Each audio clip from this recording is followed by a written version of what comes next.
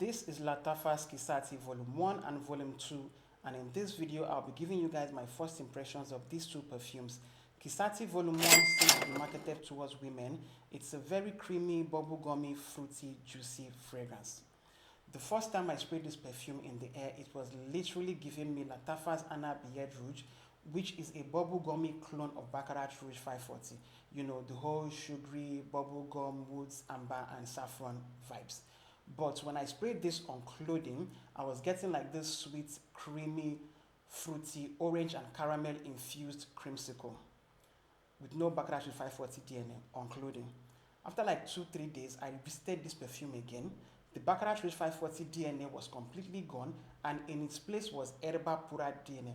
Basically fruits, woods, musk, and powder. That's what I get. Now, but the main highlight amongst all these notes is the fruits. The fruits are very, very juicy. In comparison to my erbapura and my erbapura clones, the fruitiness and the juiciness of this perfume is just, they amped it up very, very much. You get peach, you get mango, you get coconut, you get orange, and you get bergamot. After like an hour, give or take, you begin to get like this creamy, lactonic, caramel infused vibe in the perfume. The far dry down is where Baccarat Rouge 540 comes back again, giving the whole sweet, creamy, saffron, amber, and woods in the far dry down.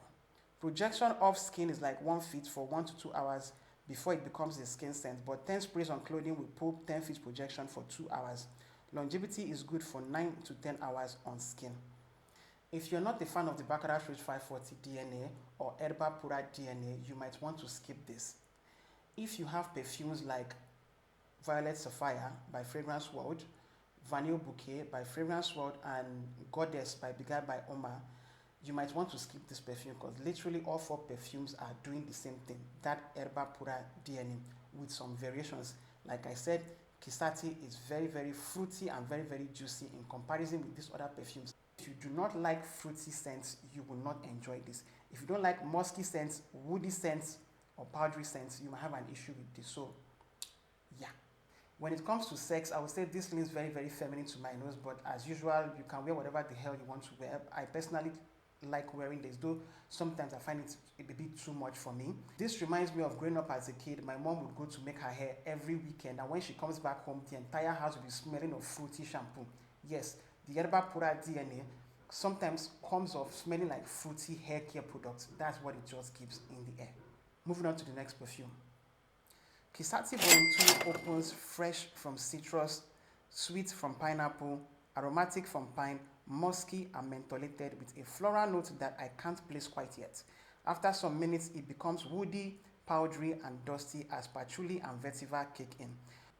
Right off the back, this perfume smells like a fusion of Swissarabian Shaga for men and Vurv Mythos Supreme, which is supposed to be inspired by Terre de Hermes. I'm not a huge fan of Shaga for men due to the fact that it contains eucalyptus or a pine note thereabouts, and I find that note quite nauseating.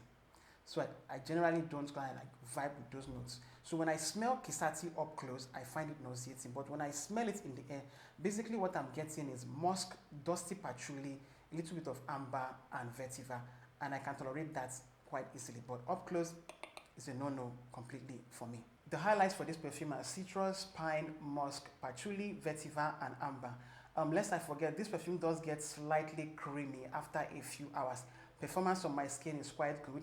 I tend to get like 3 hours of 1 feet projection, and longevity on skin is like 9 to 10 hours thereabouts. Personally, I would say this is a masculine leaning unisex fragrance. In case you want to check it out as a woman, you can easily wear, pull this off. And there you have it, guys. My first week impression of Qissati Volume 1 and Qissati Volume 2 from the house of Lattafa. Middle Eastern perfumes tend to have this thing whereby what you get the first week is not what you will get after like a month or 2 months. If this should be the case with these perfumes, I would update you guys in the comment section down below. Don't forget to please like, share, subscribe, and I'll see you guys in my next video. Take care, guys. Bye.